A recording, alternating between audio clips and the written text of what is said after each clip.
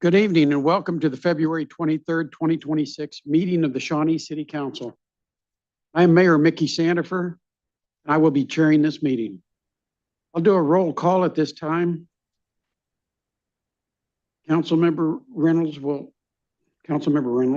Present. And Sierra is participating remotely. Councilmember. Okay. Councilmember Pearson. Present. Councilmember Murphy. Present. Councilmember Knappen. Present. Councilmember Rainey. Present. Councilmember Birchfield. Present. Councilmember Allredge. Present. Thank you. And I'd like to invite the Hope Lutheran to join me up front to lead us in the Pledge of Allegiance, followed by a moment of silence.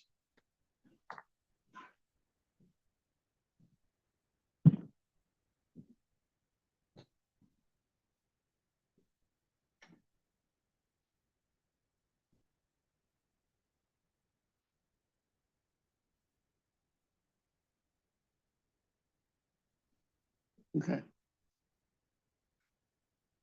Go ahead.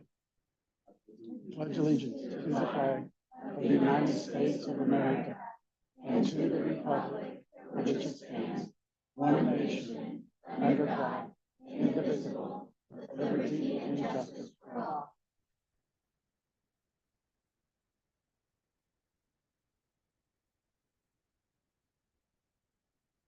Thank you, and thank you guys for taking the time out to come help us. And thank you to the parents.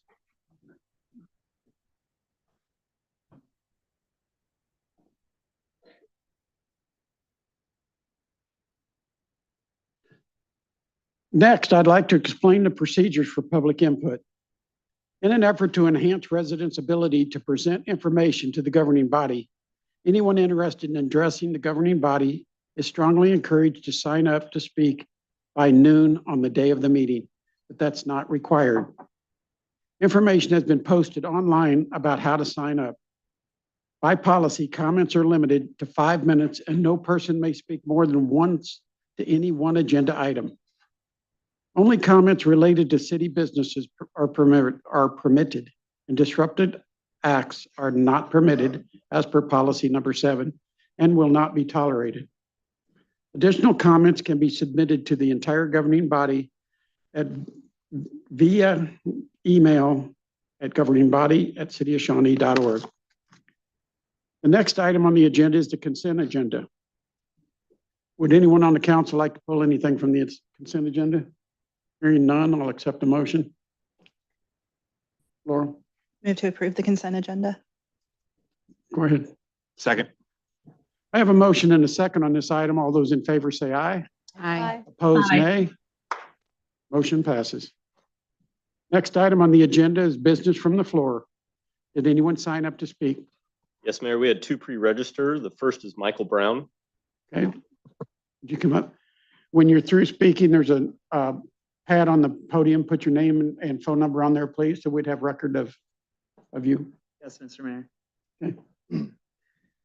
Good evening, Mayor and council members, and thank you for this opportunity to speak. I'm Mike Brown. I'm a Shawnee resident, a veteran, and a graduate social work student.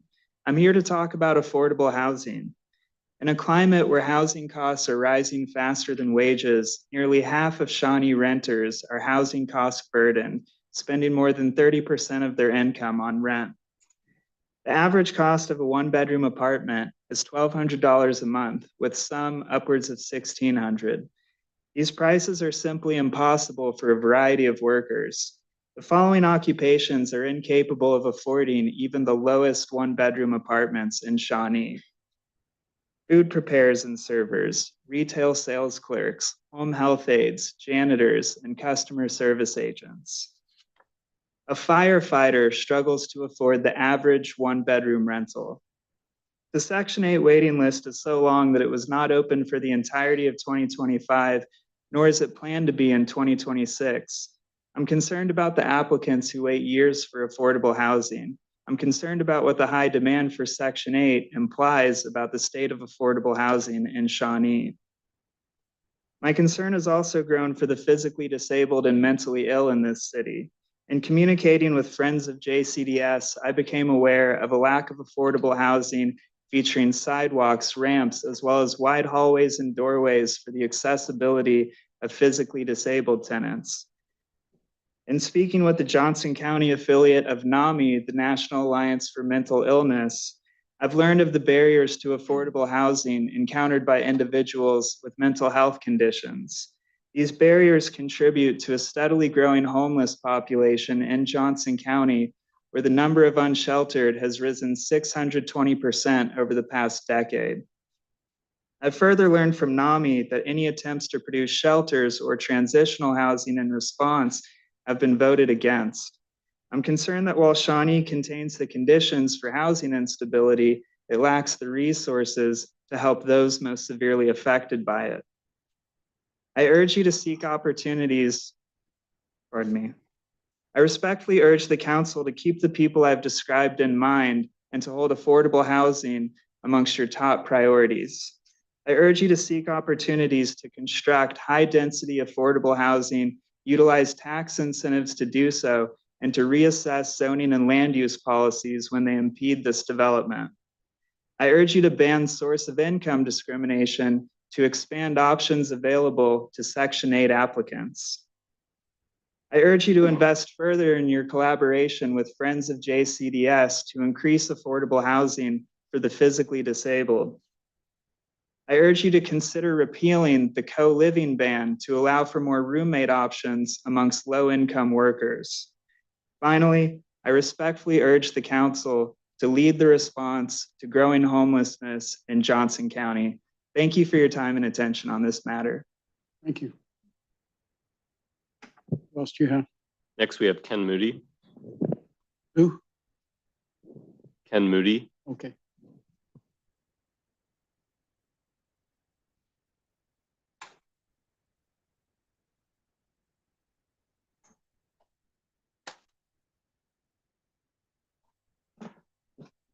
And my name's Ken Moody, and I've been a resident of Shawnee for many, many moons. I've lived in the house I'm in Timber Oaks for the last 40 years. But I want to second the motion just made. I feel sorry for the young people trying to get into houses. But what I'm here tonight to talk about is my granddaughter is renting a house over on 14208 West 63rd, not far from the Section 8 housing. But I was glad when she moved out of the house. She moved in, removed back in. My kids seem to keep moving back in. I don't know if that's a problem with other people, but she found a friend of hers that had a house over there, a 3-bedroom home. She was renting for $800 a month. That makes that seem like quite a deal as compared to what was just explained in the previous speaker. But she had a couple of friends who have a child who got kicked out of their apartments. They'd lost their jobs and everything.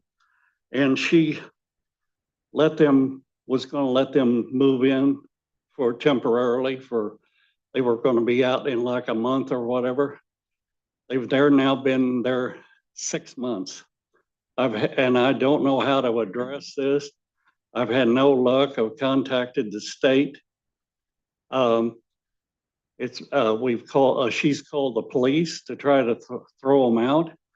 And what they claim is if they're there 14 days and have a toothbrush, I don't know how a toothbrush is relevant, but if someone moves into your house, be careful if you move some of your in-laws in or someone. You move someone in and they're there 14 days. They have tenant rights, they say. That's what the Shawnee police informed my granddaughter when she went.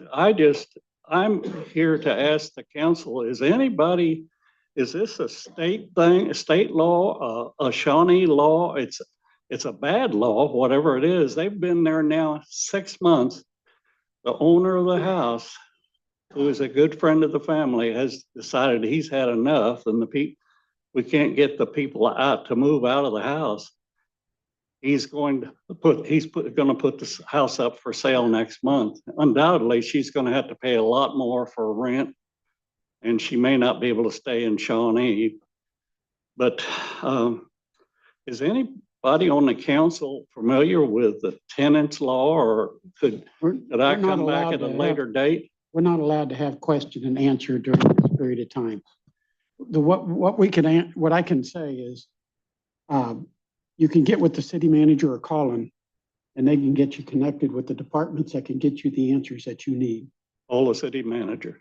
City manager, Paul, I just asked him to leave his contact information. leave your name and contact information on the pad, and they will Will. get in touch with you. All right. Thank you. Mayor, that's all that we had pre-registered. Okay. Is there anyone in the audience that'd like to speak? Business from the floor? Seeing none? What, is there one? In the back? All right.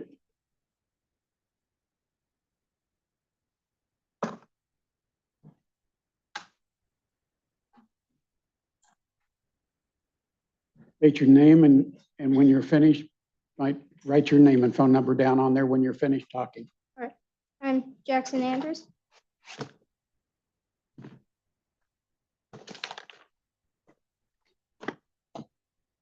Hello. I come here in support of funding for more sidewalks and more maintenance for the sidewalks on Midland Street between Cottonwood and Widmer. When I go on walks or runs on those sidewalks, the sidewalk ends very abruptly on someone's yard. And there's no crossing, which is dangerous because it's a busy street. And the sidewalks that they have in place are also very dangerous because there is no guardrail. They're crooked, there's a drop off, and they're at an angle. There are multiple cracks. It's a very dangerous tripping hazard. I went on a run once with my mother and my dog. I tripped and fell and almost fell off to the drop off, which is very hazardous, potentially fatal, and so did my dog. So I come here in support of either more maintenance, more funding, something to help these sidewalks, not just between these, but over the city, to get more funding, just get more maintenance. Well, thank you to the council for your service, and thank you all for your attention and time. Thank Good you. night. Thank you. Nice job. Put your name and phone number on this pad when you're finished there. And thank you for coming up. Is there anyone else that would like to, from in the audience, like to speak business from the floor? Seeing none. Next item on the agenda is mayor's items. I have one proclamation tonight. Item number one is a severe weather awareness proclamation. Communications Director Doug Donahue will read the proclamation while I present it. I'd like to invite Fire Division Chief of Emergency Management, Matt Epperson, and members of the CERT team up front with me, please.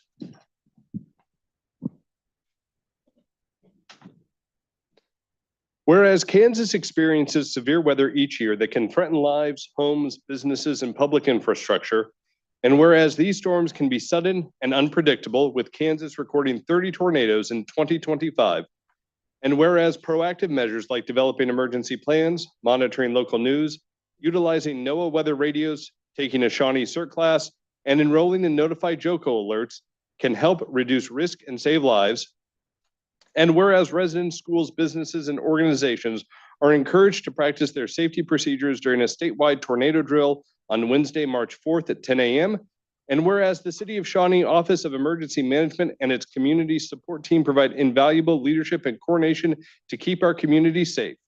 Now, therefore, Mickey Sandifer, Mayor of the City of Shawnee, Kansas, does hereby proclaim March 2nd to 6th, 2026 as Severe Weather Awareness Week in Shawnee, and calls upon all residents, businesses, schools, and community partners to stay prepared for weather emergencies.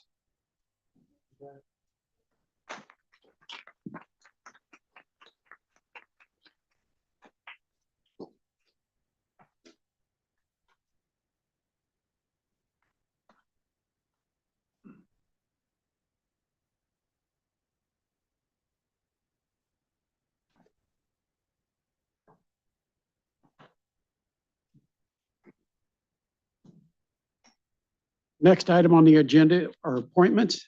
Item number 1 is for appointments to the Shawnee Chamber of Commerce Visit Shawnee Advisory Board. Paul, Thank you, Mr. Mayor. Our Deputy City Manager, Colin Duffy, will handle this item.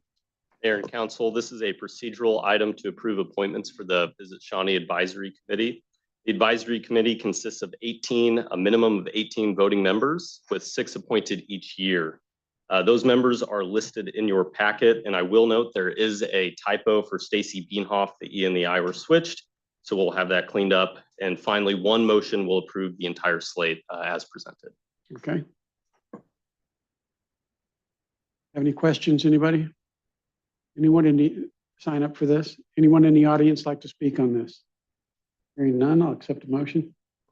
Move to approve. I have a motion. Do I have a second? Steele. I have a motion and a second on this item. All those in favor say aye. Aye. Opposed, nay. Motion passes. Next item on the agenda are staff items. Item number 1 is to consider approving final plans and authorize staff to bid the Johnson Drive and Quivira Signal Replacement Project. Paul? Thank you, Mr. Mayor. Kevin Manning, our Director of Public Works, will handle this item. This first Public Works item is just for the replacement of the traffic signal just down the road here on Johnson Drive. Back in 2010, the city purchased a handful of streetlights that were from Evergy that were previously leased through Evergy, so now we own those. When that purchase was made in 2010, we started basically putting away money in order to replace these. Like I said, on about a 3-year rolling basis. This particular signal has reached the end of its functional life, and so we're ready to replace it. The plans have been completed, and so what's before tonight is approval of those plans and authorization to bid the project. More than likely, when we do bid this project, it usually takes some time to get in some of the equipment for a new signal, and so we will likely start construction on this in the late summer and get it wrapped up mid-fall sometime. Question I have is, on the control panel box, are we saving those for all the computer systems to use in our other boxes when we need them?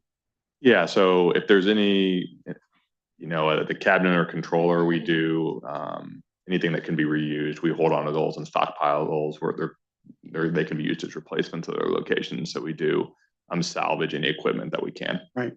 Okay, thank you. Does anyone have any questions? Anyone sign up for this? Anyone in the audience have any questions? Or speak on this? Hearing none, I'll accept a motion. Right. Move to approve. Steele. I have a motion and a second on this item. All those in favor say aye. Aye. Opposed, nay. Motion passes. Second item is to consider an interlocal agreement with the city of Lenexa for the surface treatment on Gleason Road and 79th Street in the south city limits. Paul? Once again, Kevin Manning on this item. This is basically a overlay project on a city street that is basically the boundary line between Lenexa and Shawnee. So Lenexa will be actually running this project, but we're basically contributing to our portion, our side of the road for resurfacing. So that amount is $13,149.60. Okay. Anybody have any questions for staff? Anyone sign up? Anyone in the audience like to speak on this item? Hearing none, I'll accept the motion. Laura? Move to approve. Jenny? I have a motion and a second on this item. All those in favor say aye. Aye. Opposed, nay. Motion passes. Item number 3 is to consider approving a contract for the replacement of playground equipment and safety surfacing at Canaan Park. Paul? Thank you, Mr. Mayor. Tonight, Brett McCubbin, our Manager of Parks and Facilities, will handle this item. The playground equipment at Canaan Park was installed in 1998 and has now reached the point of being obsolete. The proposed new playground was presented and approved by the Parks and Recreation Advisory Board at their January 8th meeting.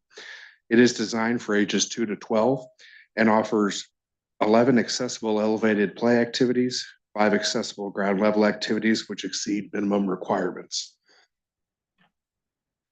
Any questions? Anybody have any questions for staff? Anyone sign up for this? Anyone in the audience like to speak on this issue? Hearing none, I'll accept the motion. Deal. Jeannie, Second. have a motion and a second on this item. All those in favor say aye. Aye. Opposed, nay. Motion passes. Item number 4 is to consider the Shawnee Entrepreneurial and Economic Development Seed Loan for Tiki Taco located at 11200 Johnson Drive.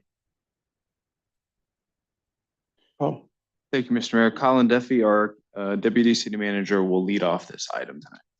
All right, this item is to consider a redevelopment grant with Tiki Taco for the renovation of 11200 Johnson Drive. Per policy statement 65, the city council may consider approving forgivable loans from the city's economic development fund for businesses that need assistance to start up or expand in Shawnee. Tiki Taco is requesting funds to offset financing for their investment of over $720,000 in a key downtown building in Shawnee. Tiki Taco opened in October last year and have already made a splashy entrance to the community, already supporting organizations like Friends of Shawneetown with their Tiki Bucks initiative. Because of the unique timing of this request, we've developed a pay-for-performance model for this agreement that administers the grant, excuse me. The clawbacks are inherent in this model by incentivizing on an annual performance. In this proposed agreement, the city will disperse a total of $75,000 from the Economic Development Fund in annual installments of $25,000 for 3 years, provided the business remain open, dated back to October of 2025. So here tonight are representatives from Tiki Taco. We have CEO Eric Knott and Chief Development Officer Richard Wiles. I'd invite them up to the podium to introduce themselves and Tiki Taco. hi there.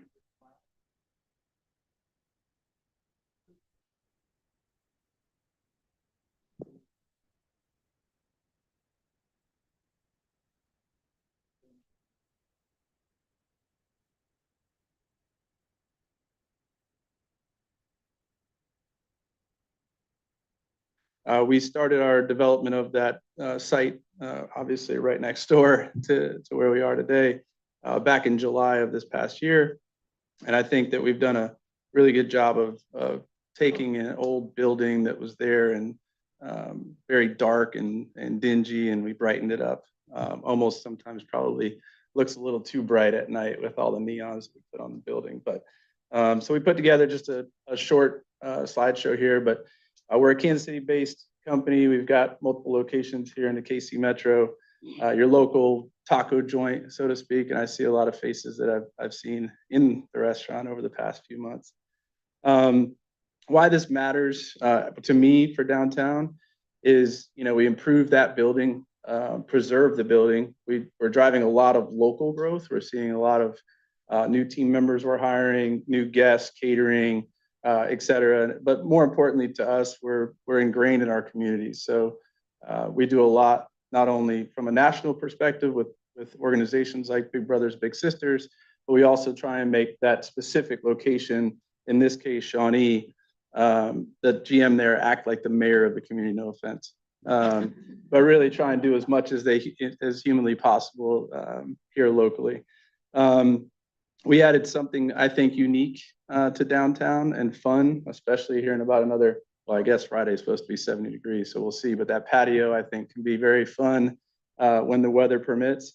And again, just, rooted here in the community, doing community nights. We've already started feeding local high schools before basketball games, and hopefully we can do that during football season. Design and visually, like I said, I think we've done a lot, not only plumbing, electrical, HVAC, making it ADA compliant, which it wasn't prior to, exterior renovations, complete interior renovation, added seating with the outdoor patio. We added a walk-in cooler, full commercial kitchen inside of it, totaling around $720,000 out of pocket. And we did break it down if anybody was interested in where that money went inside of the building and outside. But ultimately, there's a timeline. We finalized our design in June. We got our TCO and opened in October. All of our contact information there, and we can provide any other renderings or visuals if you haven't already. I think some of you have come by and seen it firsthand. So, Thank you. We'll stand. Anybody have any questions? Go ahead. Not a question. I just want to say thank you guys for being part of the community. You brought something into downtown that was sorely needed, in a space that needed something like what you guys are doing. But not only that, you're talking about being part of the community, and I've been following you on social media. I love seeing the fact that you guys are getting out to your neighboring businesses, encouraging people to support other local businesses in downtown Shawnee. And that's the hometown with heart that we always talk about. So I appreciate you guys being here. I remember when it was Swarner Drugstore many, many years ago. Looks much better now. Kurt? Yeah, can I ask staff, why are we paying it out over 3 years? Because it's, all the work's done, correct? That is correct. So because it did go sort of backwards from what we're traditionally been doing in the downtown, we were looking for a structure that would provide a little bit of safeguarding of those funds. However, that's certainly up to the governing body, but that's the reason we did it, because it kind of came backwards. We're doing that out of an abundance of caution as well. No, and I appreciate that. You know, seed grants are always a little controversial if you're using public money to support individual businesses. In this case, as we've talked about, the process was backward. It did not follow our typical process for seed grants. I've voted for pretty much all of them. But I like for them to follow the process, which does create safeguards. The other thing is the amount has changed from my understanding. It's gone up from what we originally discussed. So for those reasons, I'll be voting against this tonight. Thank you. I just want to echo what Eric said. Thank you guys for investing both financially and with your time into the community. I do like the safeguard of the 3 years, not that you're gonna, take the money and go, but I think that just kind of encourages you to continue that investment. So thank you. Anyone else? Amy? I had eaten at the prior establishment, and I can attest to how dark, gloomy, and unwelcoming it was. So I'm really glad to have you guys here, and the food is great, and you've got a proven track record. So while we are going a little bit backwards, I think with the safeguards in place, I have no problem with supporting this. Anyone else? Anyone sign up for this? No, Mayor. Anyone in the audience like to speak on this issue? Hearing none, I'll accept a motion. Go ahead. Move to approve. I have a motion. Second. I have a motion and a second on this item. All those in favor say aye. Aye. Opposed, nay. No. Have one no, that's Kurt Knappen. Motion passes.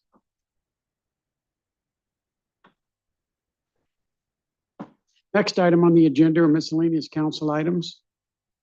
Item number 1 is to ratify the semi-monthly claim for February 23rd, 2026 in the amount of $3,384,166.35.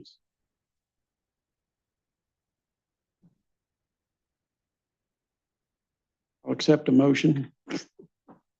Jeannie? Move to approve. Steele? Have a motion and a second on this item. All those in favor say aye. Aye. Opposed, nay. Motion passes. Item number 2 is miscellaneous council items. And before we go with this, I noticed we have a Boy Scout in the audience, and I didn't recognize him to start with, or I would have brought him up front also. Why don't you step up front a minute and announce your name and what troop you're with?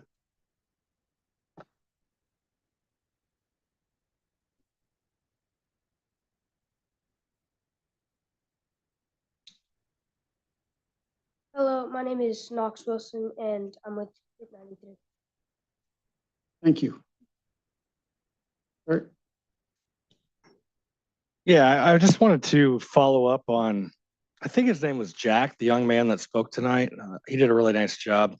We'll have business for council items here in a minute. This is miscellaneous items, Not, correct? not for you yet. Hang on. Paul, do you have anything? I'm going to ask Brett McCubbin to come up. We have a a cool ribbon cutting coming up for Garrett Park in a couple weeks. So I just want to have Brett give him the opportunity to publicize that for Parks and Recreation. Thank you. Garrett Park renovations are complete. We will be cutting the ribbon. Everyone is invited March 7th at 10 a.m. Hope to see everyone at the park. We did a kind of a soft opening November 14th. To date, we've had 19,000 visitors, which is a 129% increase over the previous year. Not to mention that we've nearly doubled the dwell time, which is good to see people enjoying our parks for longer periods of time. A couple other interesting facts there. The reinvestment in our parks have really made a difference. Gum Springs Park has seen a 27% increase, and JC Park has seen a 51% increase since we've made those improvements. Very good. Thank you. And then we do have one staff update item on the Lake Crest Drive Railroad crossing. So if I could ask our Assistant City Manager, Lauren Grasshoff, to give a quick update on that process. All right, good evening. So I will give some background, provide hopefully enough information for our new council members here this evening. This is again for information only, so no action is required, but I can certainly address any questions as we go through this. Provide a little bit of information on sort of who makes the call, who has the authority when it comes to railroad, some resident concerns, which really led to this conversation we're having, and then an update on the noise mitigation plan. So to orient you, we are looking in northwestern Shawnee, just south, or excuse me, just north of 45th Terrace, along Lake Crest Drive. And you can see the crossing we're actually talking about on the screen is the one in the middle with the green circle and the X. It's approximately 300 feet from the nearest home, and surrounding it is a mix of single family homes as well as undeveloped agricultural land. And then further south there along 47th Street, we have additional single family housing and Riverview Elementary.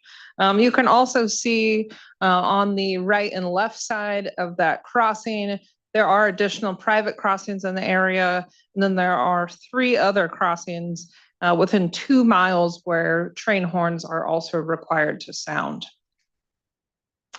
This just gives some photos from the Lake Crest Drive. These 2 photos are looking north. So this is the sort of at the dead end of the Riverview subdivision. You're looking north at council direction. A couple of years ago, we added the gates. You can see there's a gap on the right-hand side there that does currently allow for pedestrian access to cross the tracks, but no vehicle access. This is looking north toward 43rd Street, so further down the hill as you come actually to the crossing. You can tell obviously the roadway changes. It's fairly unimproved, probably about a lane and a half actually width of asphalt pavement there. And the crossing itself it has 2 crossbucks, flashing lights, gates, and bells. The bells sound when the gates are down. And the gates are down whenever there is a train that is sitting in the actual crossing or within a very close distance.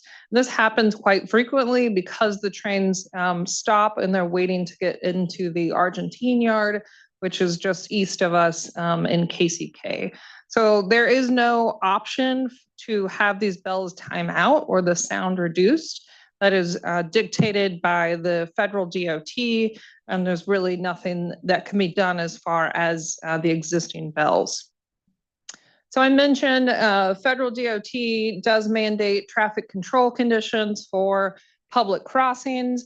They also have regulations around when train horns sound. Generally, they're required to sound 15 to 20 seconds before the crossing, but no more than a quarter mile away from the crossing. Private crossings, which generally would be, they're not crossing a public roadway. In this instance, just a little bit west of this crossing, there's just a small gravel drive that allows people access into the adjacent ag lot. The railroad themselves, the railroad owner dictates their horn policy or if other treatments are needed to make safe crossings. Again, this conversation really led from resident concerns that staff received early 2025. Were specific to noise, really from conversations with the area residents, the primary concern is those crossing bells. But train horn obviously still has a very loud sound to it. So really, obviously, both in this opportunity, if we can kill two birds with one stone by closing the crossing, basically gets rid of both of those noise impacts to area residents. So since the September 2025 Council Committee update, we provided a number of alternative options. The general direction at that point was to start assessing costs more and look at the most feasible and cost-effective option. After continued conversations with BNSF, as well as our public works staff, the direction that staff is proposing is to move forward with the actual crossing, or permanent closure of the roadway. And so that's essentially looking at some pavement removal. I'll kind of go through a little bit of what that includes here in a second. But looking at after talking with BNSF, they have committed $75,000 to complete the closure work. That is work that would be completed by the city with some additional improvements that they would have to do as well. So Public Works put together a road closure plan, and we have vetted this with police and fire. And there are no concerns with this permanent road closure. Long term, there's really not a need to have connectivity or desire to have connectivity to future users, potentially on 43rd Street as a cut through the neighborhood. So this is not a long-term roadway that we would like to maintain. So the proposed work includes keeping those existing gates that I showed you that are on Lake Crest, and then the other one on 43rd Street. Because it still does have that small pedestrian gap, we also have to remove all pavement, some portion, 100 feet or so, within city right of way, and then all pavement that basically goes up to the actual rail crossing itself. We would obviously then add some dead end signage on both 43rd and Lake Crest as well, and then install permanent barriers at the end of basically those pavement sections once we've torn it out and restored it with grass. So pretty minimal work. It is something that we can do as a city. We can pay for all of the materials with those BNSF dollars. And really the estimates from Public Works, because it is nominal, that the cost would be under the $75,000 that BNSF has committed. I should say preliminarily, we don't have an agreement in place right now, which leads me to the next steps. So right now, BNSF is working on a draft closure agreement. I do not have that yet, but once we have a closure agreement in place, then we can initiate the roadway work to remove, do the asphalt removal, add signage, permanent barriers. Once that work is complete, then BNSF, we notify BNSF. They then remove the gates and signals that are at the crossing, whatever they might actually do with their actual rail way there, minor improvements. We are not on the hook for removal of that equipment, no for labor costs, anything of that sort. And then once that work is complete, roadway is completely closed, they've removed their crossing signal, then BNSF will submit a ticket to stop the train horn noise. I don't have a defined timeline, but just kind of what BNSF has told me on lead time of a few of these things, estimate it'll probably be about 5 to 8 months for full closure, including stopping of the train horn. So again, no action is required this evening. I can answer any questions you all have.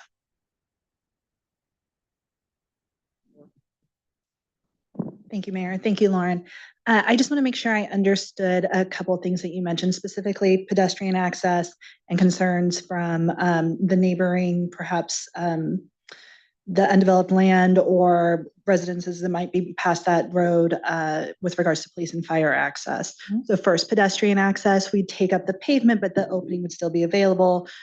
Pedestrians do use this to be able to access that land, correct? Are we concerned about removing the pavement affecting their access at all?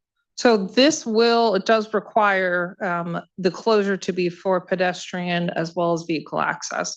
So while the gate allows pedestrian access, essentially the permanent barriers and removing of the pavement would signal that there's no longer any actual designated pedestrian access.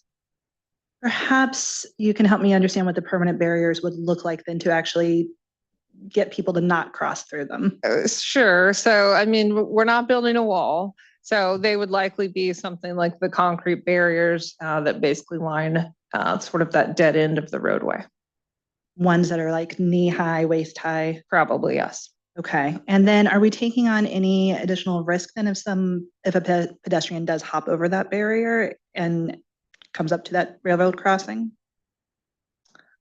So I don't know that I can answer that question at this time. It does become a private crossing. So there probably, and I have not seen the draft agreement yet, but there's probably some liability language that we'll see further once I get that draft agreement. Okay. And then if I can just ask one more question, Mayor. What? I just wanted to make sure it's okay that I keep asking my questions. And then I believe you said police and fire have weighed in and they don't have any concerns with blocking this access. Mm-hmm. I believe at the time the gate was intended to be able to open in case there needed to be access, but they have signed off on closing this permanently. So that's still the case. Since the gates will stay in place, the owners that are on 43rd Street east of the gate, we're still going to leave all that pavement in place. That way they can access their properties along 43rd Street. Essentially, otherwise precludes standard vehicle access. So emergency services can still get back there. Let's say if there's a brush fire or something, but basically we would actually put the barriers and do the asphalt removal closer to the actual railroad crossing. Thank you. Mm-hmm. Yeah, Lauren, I really want to thank you for everything you've done on this. I know you've worked long and hard on this. Closing a railroad crossing turns out is not very easy. Right. So thank you very much. I can tell you the folks in Riverview in that area will greatly appreciate it. They're thrilled and they've found you to be fantastic to work with. I think the biggest concern we had was that it was going to cost quite a bit. And not only have you gotten approval here from the railroad, you've actually gotten them to pay for it, which is amazing. So very nice work. Thank you very much.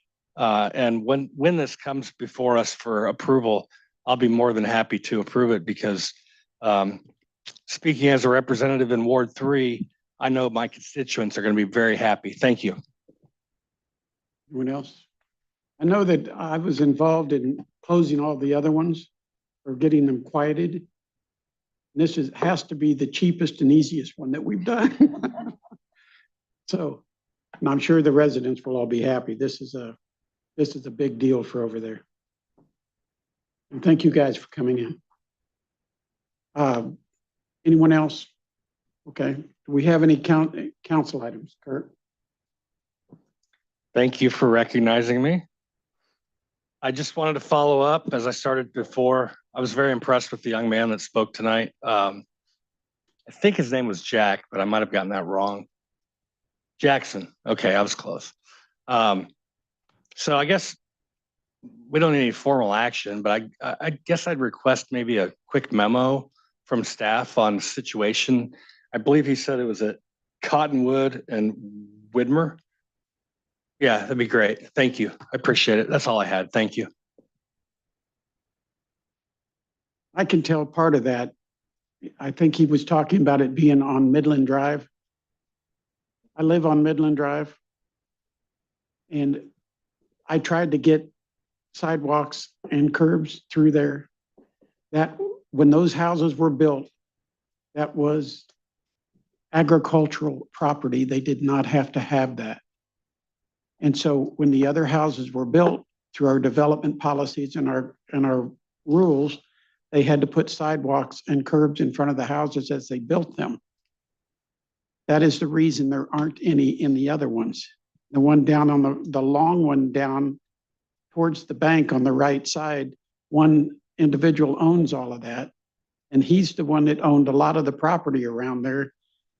And the houses right next to it, all his kids live in, and he had to put sidewalks and curbs on those, but not on his own.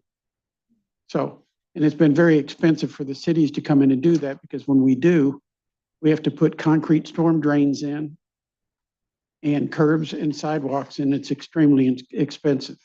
So that's the reason it hasn't been done. So whether we can go any further and get that further along is something that our city manager can work on. But thank you for bringing that up. If there's no other items, I'll accept the motion to adjourn. Oh, go ahead. Go ahead. Thank you. I also wanted to thank Jackson for coming out and speaking up. I think it's really important that we continue to hear from the young people in our community. So I was very glad to see you here. I also want to thank the gentleman for speaking about affordable housing. We're hearing a lot about the need for affordable housing in our community, and I know that it impacts everybody in different stages of life. So thank you for bringing the stats, for bringing the stories, and specifically for the suggestions that you brought forward too. I think that those were really helpful for us to hear. Thank you. Thank you, Mayor. Move to adjourn. I have a motion. Do I have a second? Or Second. I have a motion and a second to adjourn. All those in favor say aye. Aye. Opposed, nay. Motion passes. We are adjourned. And then committee in about 5. Thank you.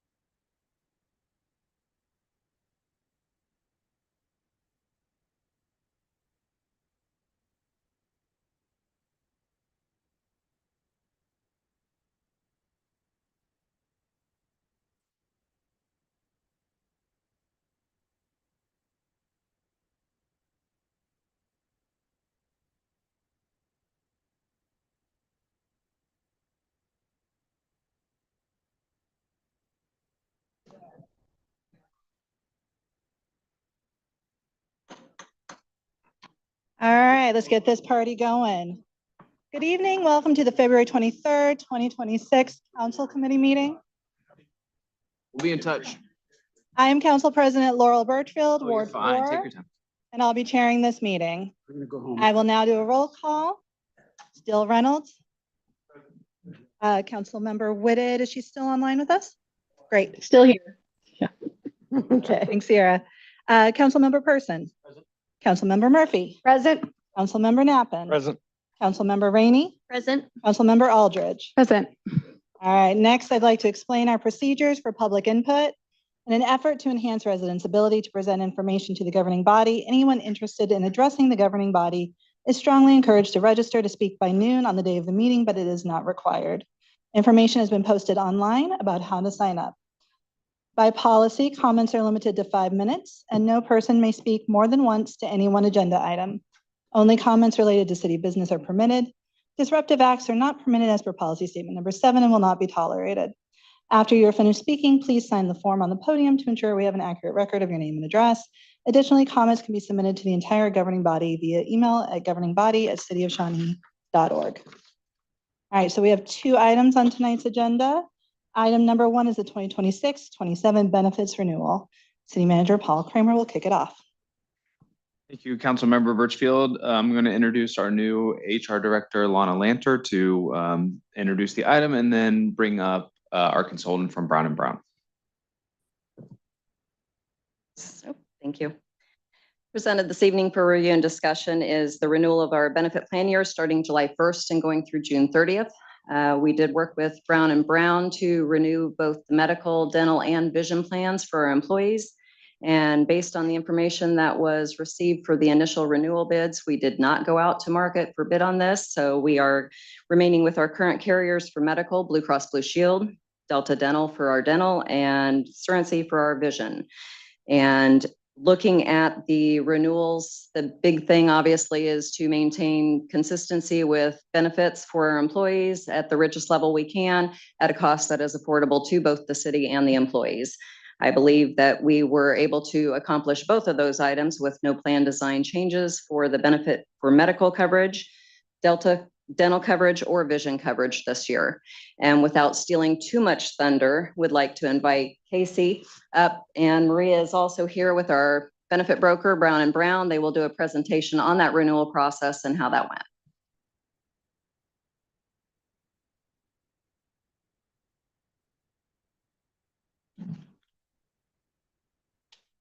Good evening. I know you guys had a long night and insurance is really not where you want to spend it, so it should be brief, but obviously let me know if there's questions about any of this. So look a little bit about the financial analysis, which is how your plan's running right now, the medical plan, kind of year to date that factored into your renewal. We talk about the medical, the dental, and then the vision renewal on the slides after that.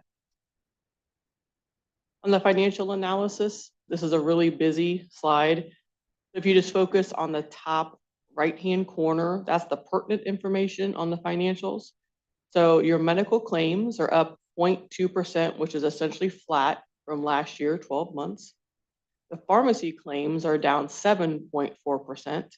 I made the comment earlier that that was remarkable because you don't see pharmacy claims down anywhere, especially to the tune of this. So that was a major factor leading into your renewal for this year.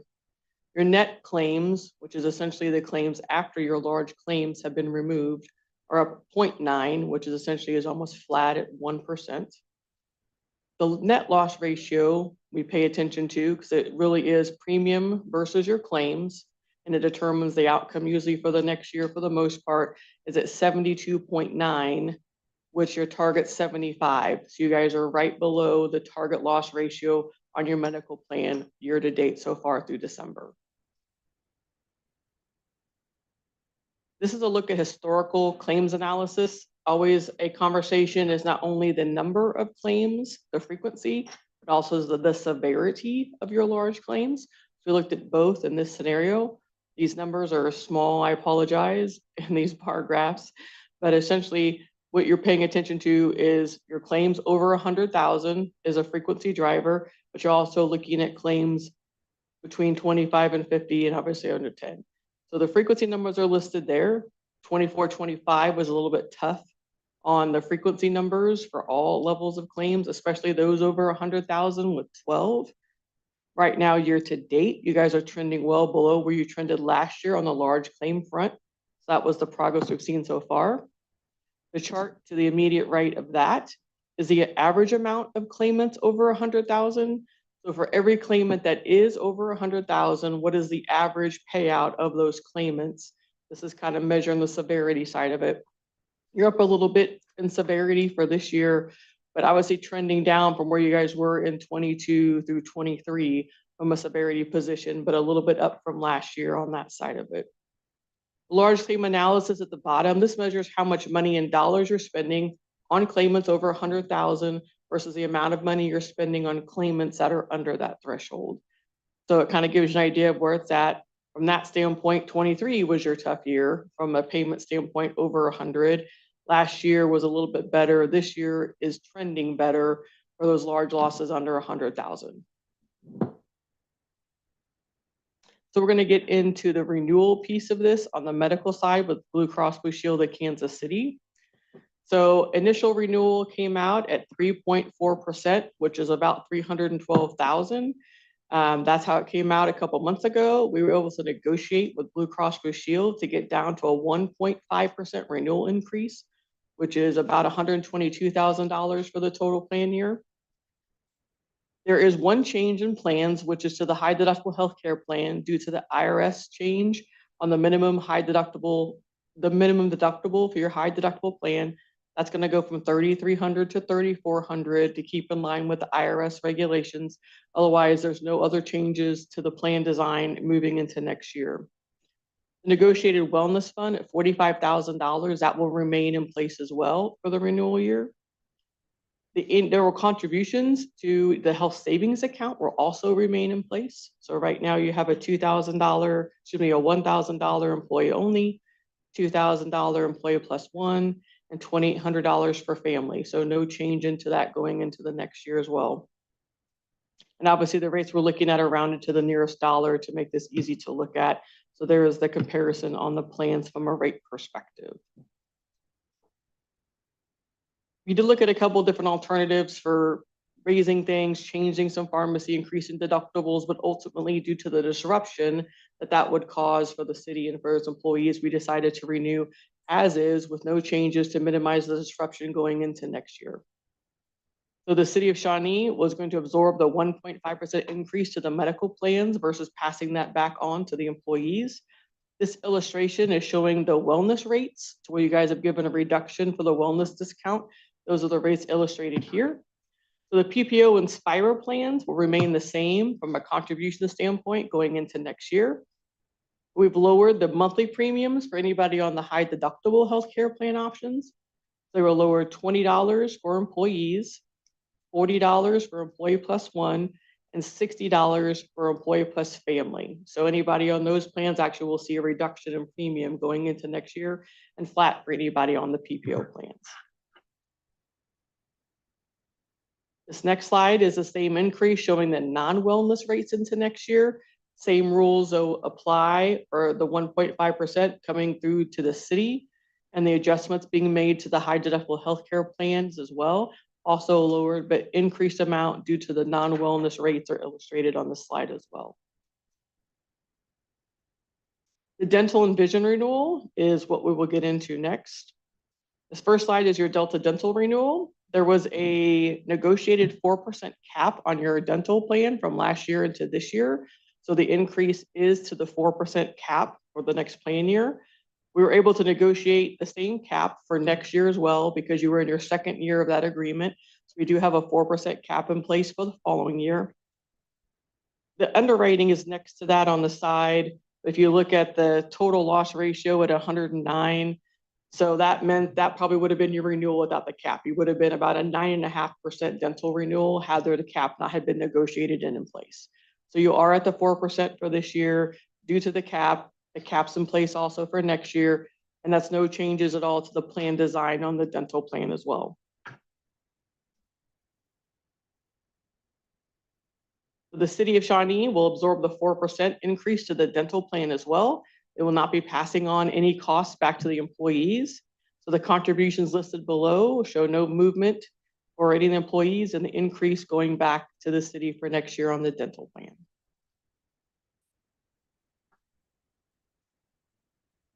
On the surety renewal, you guys were in a rate guarantee position, so you will have flat rates for this year, and you have an additional 2 years on that rate guarantee. So you won't have any kind of change at all to your vision rates for next year.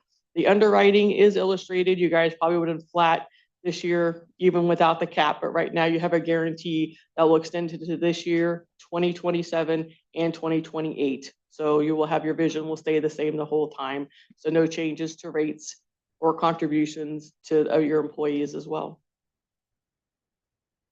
So that was the extent of the insurance news. I'm happy to take any questions anybody has.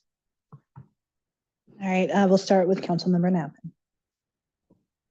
Thank you, Laurel. First of all, thank you very much. You're welcome. Great job. Thank you. You know, rising insurance costs have been the biggest threat to our budget. They've been insane. I was on the benefits task force for, I think, 2 years. And we had to get really creative to keep it at a 12 or 13% increase each year. So to hear this news is absolutely amazing. I know Brown & Brown did their work, but I guess I'll give our brand new HR director and our HR department in general the credit for this. It's a huge win. To get a 1.5% increase and have our employees pay nothing more on medical, dental, or vision is just incredible with the same benefits. And in fact, you said we've lowered premiums on the high deductible plans and kept it flat for the PPO plans. Just a huge win for our employees, which are our most important asset, and for our budget, which is extremely important. So thank you very much. I do have one question just out of curiosity. I don't know if you'll have the answer, but how much would it increase our script coverage if we were to provide or allow for GLP-1s to be available to employees? So I would talk to Blue. I know it's a huge cost. So I would say you probably do have some usage on there because it's probably because GLP-1s are still adequate and extremely clinically adequate treatment for diabetics, right? Sure. So you do have probably some GLP-1s on there. So really you'd be evaluating the usage of GLP-1s for circumstances outside of being for obesity, which would Correct. reduce the risk.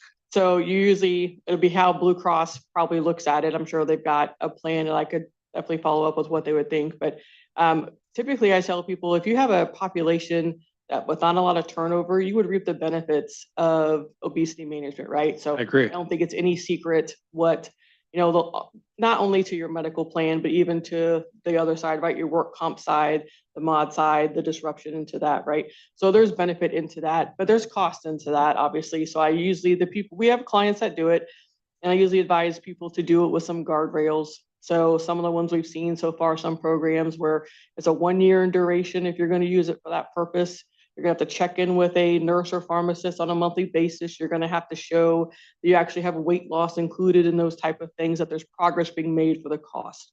So there's some guardrails you can put around it. There's some stuff you can do, but I'd be happy to see where Blue Cross is feeling about the increase to adding that coverage from that standpoint. So I'm not necessarily interested in, I don't want to change anything here. Let's stick with this, but maybe next year, because I do think we have a employee base that does stay with us for their entire career, and the benefits health-wise over time, I think would definitely pay off.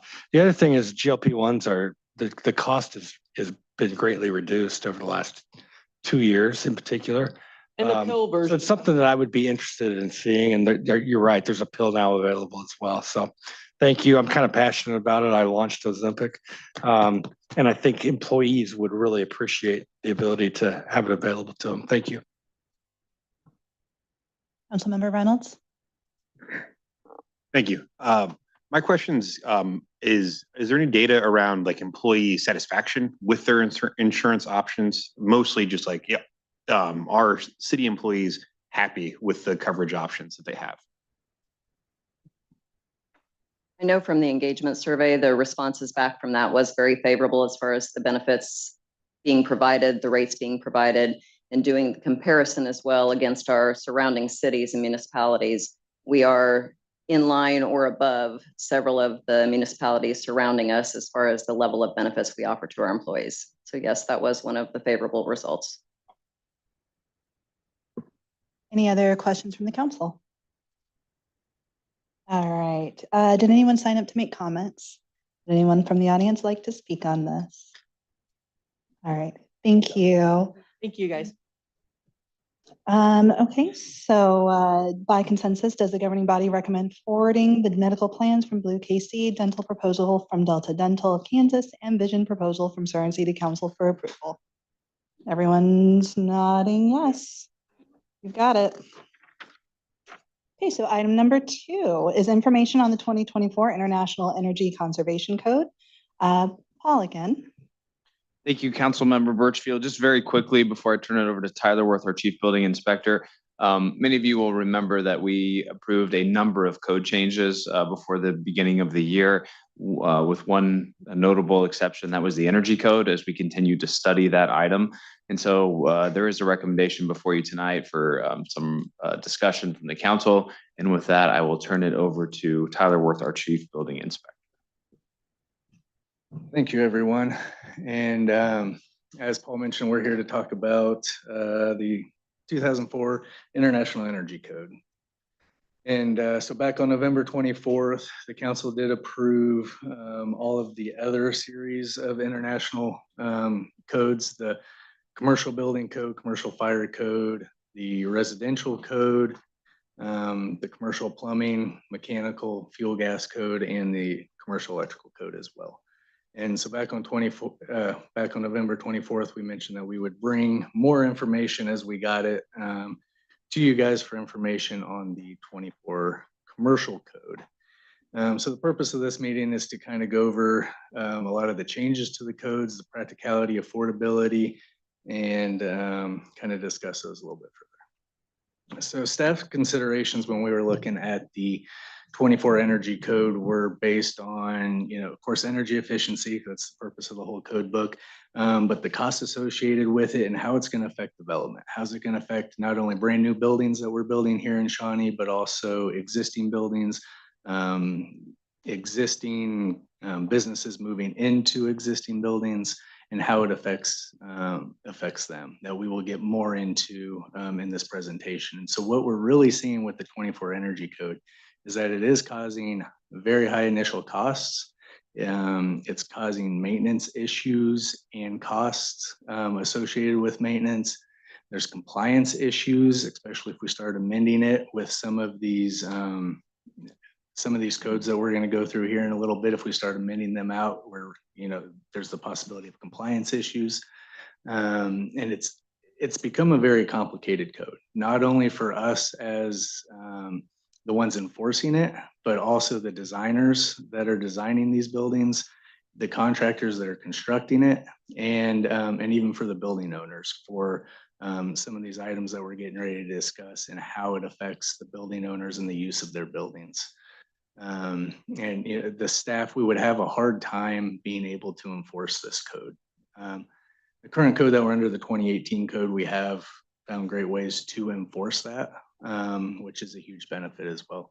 And so Shawnee's been working very closely with other Johnson County jurisdictions, but also throughout the Kansas City metro area. We've also been working with design professionals and energy auditors that are the ones providing the information on these new buildings. They're helping the design professionals design the buildings to meet these new codes. And so throughout Johnson County right now, Overland Park is the only one that has officially adopted the 24 energy code with significant amendments to it. And so they're kind of working through the process right now of figuring out all the compliance and things like that. All the other jurisdictions within Johnson County have not adopted it yet.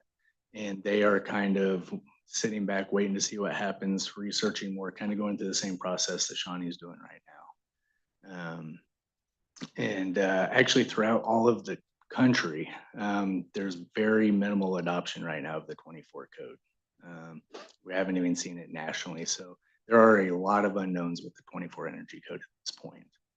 And so the 2018 energy code that we are currently under, it has been a very well proven code. It works well with the softwares that the energy auditors and design professionals are doing. It is reliable. It has been proven to be very energy efficient as well.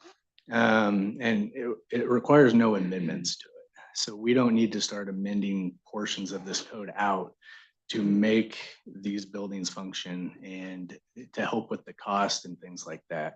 When we went from the 2018 code to from the 2012 code to the 2018 code, there was a significant jump in the energy compliance between those two codes that we've been able to work with and work through. And it's, like I said, proven to be very energy efficient, but also cost effective as well.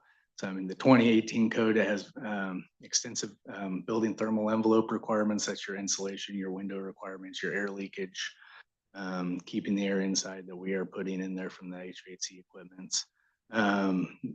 It requires efficient mechanical systems, lighting systems that have proven to work well.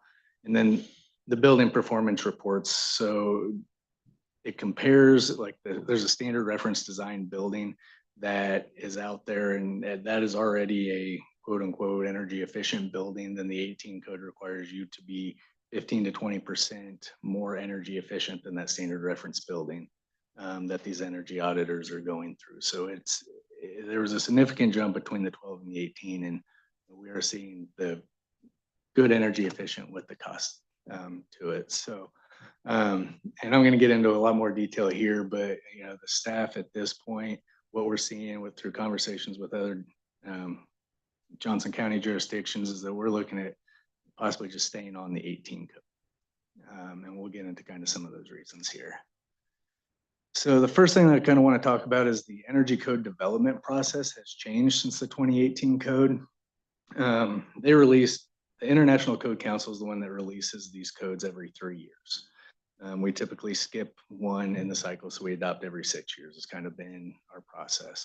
And when they went from the 18 code to the 21 energy code, they changed the development process separate from all the other international codes. They changed it to more of a standard. And so a standard is more, how to do it, where the code is more of what are the requirements. And then the standard is telling you how do you meet those requirements. And so the thinking behind the energy code has changed, but also when it was an International Code Council, I could submit changes to the code. I had a vote. Actually, with Shawnee, we have 8 votes, 8 people that are able to vote on code changes. We actually have a say in the code. When it goes to the standard process, that is all taken away from us. It is a set committee that is making all the code changes, all the voice of the code. And with this change, there's been many inconsistencies that we've seen. So from the 18 code to the 21 energy code, there was a lot of drastic changes in it. And there was a few jurisdictions throughout the country that adopted it and they were kind of learning from it. And so then in 24, they backed off a lot of those things because they realized they weren't working, but then they started adding all these other, well, since that's not working, let's try this. And that's kind of what we're seeing is a lot of, well, let's try this in these codes since we've seen this development change process. And so, with all these unknowns, I mean, what are we going to see in 27? With the 27 code, we don't know. Are they going to realize that this 24, is it not working, which is kind of what we possibly might be seeing? And are they going to change things again? And so we had to take that into consideration when reviewing these codes.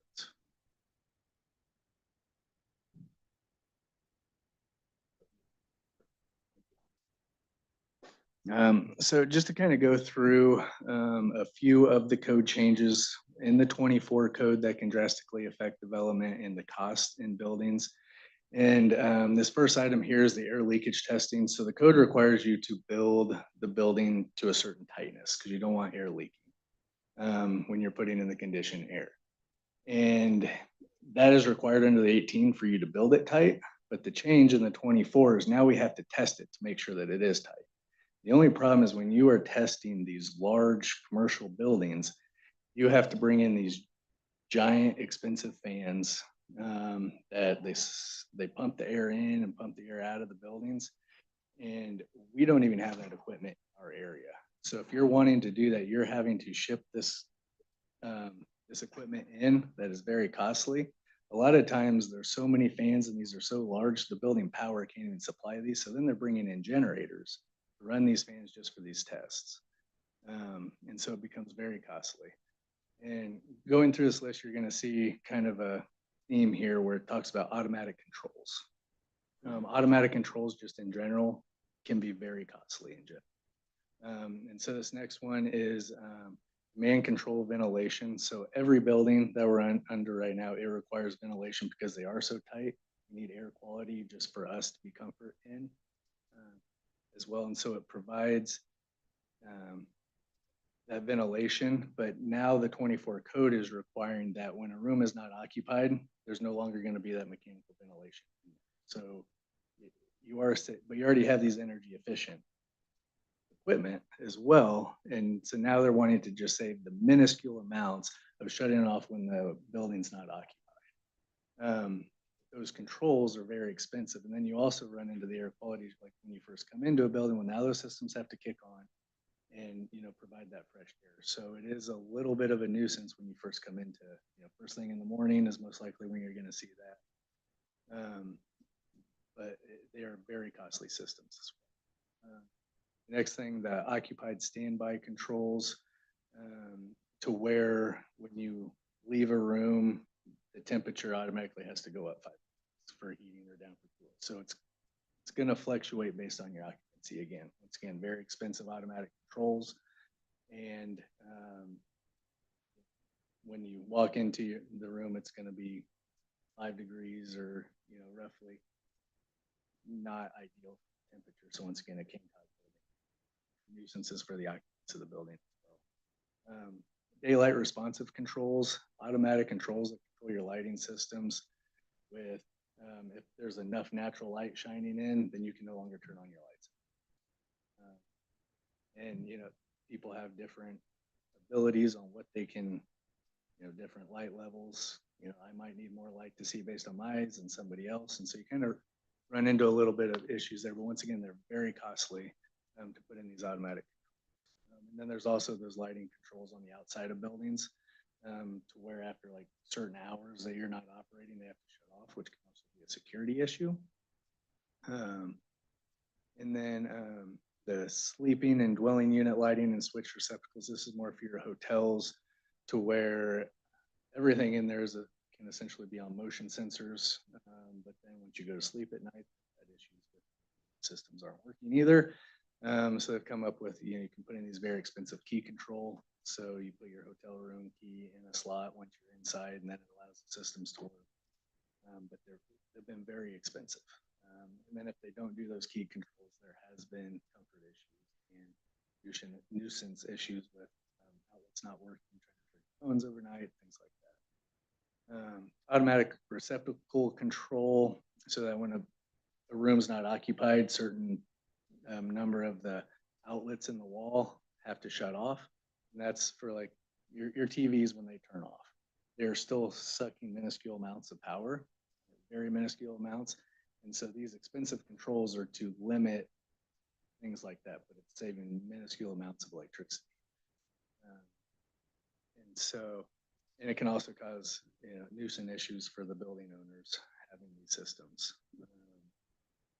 They also require, the 24 code requires energy monitoring systems. So these actually aren't saving any energy necessarily, but they're providing the owner with your lighting energy monitoring system. So your electric, it's going to tell you, here's how much energy you're using at this time, this time, this time. Or your HVAC systems, this is how much energy it's using at this time. They're very expensive controls, and you have them for all of your different utilities. And so the thought is that it will help you, the building owners, to know, where they can save power, or where they can save on the HVAC equipment, things like that. But these systems are extremely expensive, and they've also been showing that they're running into issues and have to replace components of these to keep them working. So it is a maintenance issue as well. Every commercial building that's built will have to have some sort of renewable energy system. So solar, wind energy are the most common ones. It's a long calculation to how much each building would require based on the size. But once again, those are very costly upfront.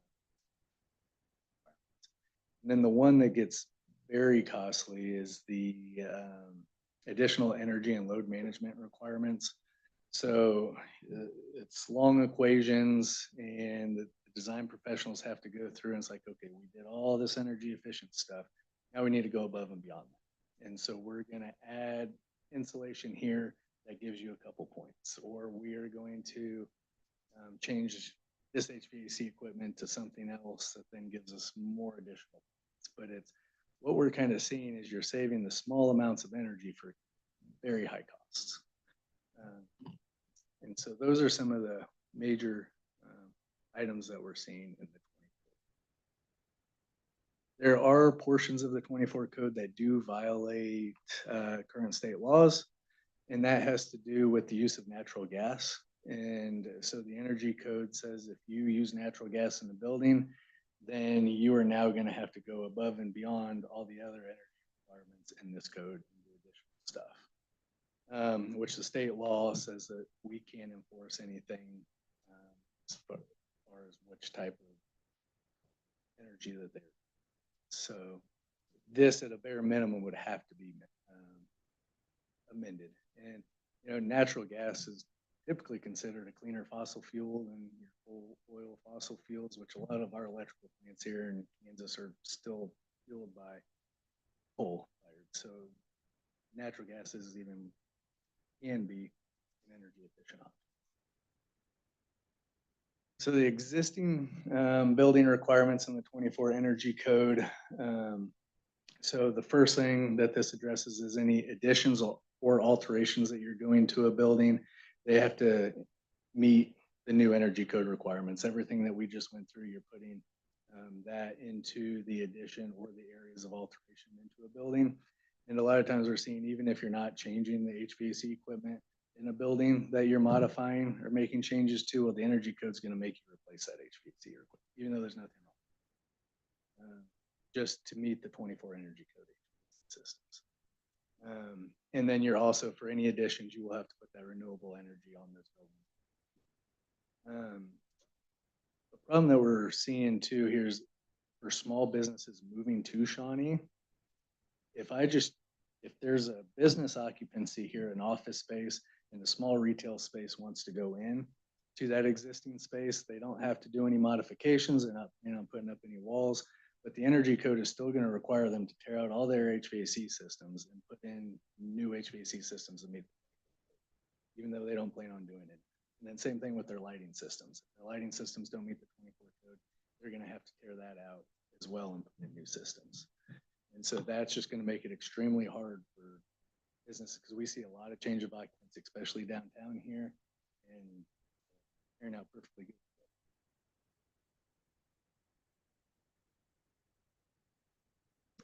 So just kind of to summarize what we talked about here again, what we're seeing with the 24 energy code is it can really limit development and small businesses moving to Shawnee, due to the high cost. And Shawnee staff, we like to be ahead of the game on a lot of these codes. Like we were the first, back in November, we were the first jurisdiction in Johnson County to adopt 24 codes, because a lot of them do make sense. But with this energy code, with all of the unknowns, all the stuff that we're seeing with cost, how are these buildings going to function? How are they going to design it? To staff, it doesn't seem like that's where we want to be, is trying to figure this out at this time. So there really are three options with the energy code that we can do. And one of them is to adopt the 24 energy code unamended, which staff is not recommending at this time due to how it can limit development and the high costs associated with it and the enforcement of it. I prefer to have a code that we can actually enforce and know what we're enforcing. Another option is to adopt the 24 energy code with amending out items such as what we discussed. Staff is also not recommending that because we are seeing issues with the compliance software, those energy auditors to come up with that score below that standard reference design. The software is not built to accommodate the amendments. It's built to the code. And so there are enforcement issues that we possibly see. There are a lot of unknowns with this code, right? Because it is not widely adopted. Designers aren't widely designing buildings to meet this. And, you know, so there are a lot of assumptions in what I'm talking about here. And we've been talking with professionals that do it. And, you know, my presentation here is based off of what those professionals are telling us. And so the staff, you know, we're not voting on anything tonight. The staff recommends that we are, you know, to remain underneath the 2018 energy code because it is proven. It's proven to work with software. We don't have any amendments to the energy code right now under the 2018. And so to stay on that, there is no additional action needed. We already have it adopted. It's already in place. We're already enforcing it. We would just along with the other 24 codes that we have. And we've talked with the design professionals and energy auditors because that was a question that came up throughout this process is, well, we have the 24, you know, International Building Code, Mechanical Code, Plumbing Code. Is there a problem with being underneath the 18 Energy Code? And there's not, because there's not a whole lot of overlap between their books. Currently, Lenexa right now, they're under the 2012 Energy Code with the 2018 Code. So that is something that is done in our area and throughout the country sometimes as well. You know, and so if we were to remain underneath the 18 Energy Code, staff would continue to monitor the 24 energy codes as possible other jurisdictions throughout the country, or even like Overland Park. We would monitor those situations. How is it working? We would monitor more. What are the actual costs associated with that? What are the actual energy savings associated with it compared to the energy code? We would have more information. So we would continue to monitor that. And of course, bring any new information for you guys as it becomes available. We would also, as the 27 energy codes come out, see what's happening with those. You know, are they seeing issues with the 24 code that they're now pulling out? What are they adding? Different things like that. You know, we just don't forget about the energy code. Okay, we're good with the 18. We want to keep monitoring it, see if it is beneficial. So that is all that I have. And so I'm just happy to answer any questions that you guys have. Thank you, Tyler. Do we have any questions? Councilmember Aldridge. I have just two questions. Can we get this slide deck? And then you don't have to answer this now because I don't expect you to know the answer. But with the Overland Park adoption, can you also provide what amendments they? Yes. Okay, thank you. Send you there. Councilmember Nappen. So will this recommendation to keep the 2018 come back at the next council meeting for approval? It's already adopted. We don't need to do We anything if don't we're need not to going to do adopt anything. It's anything already new. in place. Correct. Well, I'm certainly in favor of that. Thank you for your presentation. Anyone else on council? Tyler, thank you for going through this in such detail. I personally think this is a very important thing for this council to look at and to be thoughtful of. I want to make sure I understood your statement that the 2018 code has no amendments. Are you saying that we don't need to make any additional amendments, or we did not amend it at all when we adopted it? We did not amend it at all when we adopted it in 2018. And I don't believe that there's any amendments that we need due to something not working or anything, because we have design professionals have figured out how to use that code. And so there's no amendments needed at this time. We don't. Okay. I hear your explanation of the staff recommendation, and I hear the enforcement problems and the software and the equipment that we don't have access to. And I hear the cost being so high for multiple, residents of Shawnee, our business owners, our building owners. But I'm also very thoughtful about what environmental and energy benefits we could receive from what appears to be a bit of an aggressive approach towards these building codes. So I'm grateful to hear that you will continue to monitor. I want to echo Councilmember Aldridge that I would love to know more about what Overland Park is doing, what amendments they've made. And then as they do kind of move forward in adopting this and they come back with information about the outcome and what, results they've seen, I'd love for that to be shared with us. I think we do owe it to our residents to be balancing the cost with the environmental impact of our decisions for this code. So thank you. Anyone else have any other comments before did anyone sign up for this? Anyone from the audience want to speak? All right. So you don't need any guidance from us then? I didn't see any consensus to go against the staff recommendation or to bring options 1 or 2. So at this point, we wouldn't, but we will put an update on the calendar for the future. Do we think like a year out, 2 years out? What timeline would we expect on that? So Overland Parks, the 24 code doesn't become effective for them until midsummer or so. So I would probably like to see a year from the actual adoption. Maybe even longer, just because these large commercial buildings take about that long to build. So we can kind of at least see the cost, but we may not know energy savings at that point. But I'm happy to, anything that you guys would recommend, but my recommendation would be probably about a year from this summer. So about a year and a half or so. Okay. And if anything comes out before then, we can always hear it then. Yes. All right. So, Councilmember Person. I believe so. Sorry. My question is, you mentioned several times the costs that could be incurred for, small businesses having to rip out perfectly good HVAC equipment, that type of thing. And I understand being sensitive to costs for small businesses. Is there a way to, or is it possible to have like a separate standard if we've got, say, a larger business, a big box store that's coming into Shawnee? Obviously, there's not going to be the same type of turnover. Would they be held to the higher standard like the 2024? Because again, they're not going to be able to update it 3 years down the road. Once again, you kind of get into the compliance issues with that.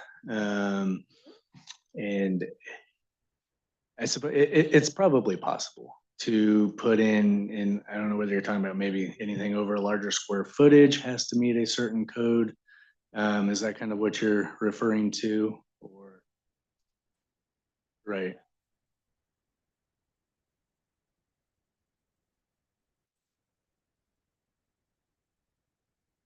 Right. That's always a possibility. It does become a compliance issue. It is hard to monitor those. It is, and I may have to ask Jenny whether there's a legal issue with holding different businesses or size of businesses to other standards than smaller businesses. There might be a legal issue with that. Okay, thank you. All right, anyone else think of any other questions? Yes.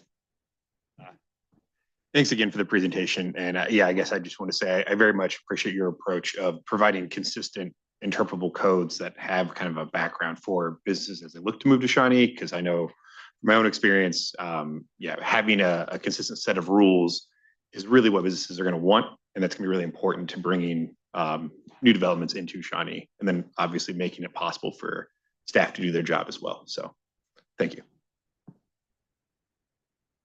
All right. So I guess this concludes our agenda. I'll accept a motion to adjourn. So moved. Second. All right, all those in favor say aye. Aye. Opposed, nay. Motion passes. We're adjourned. Thank you.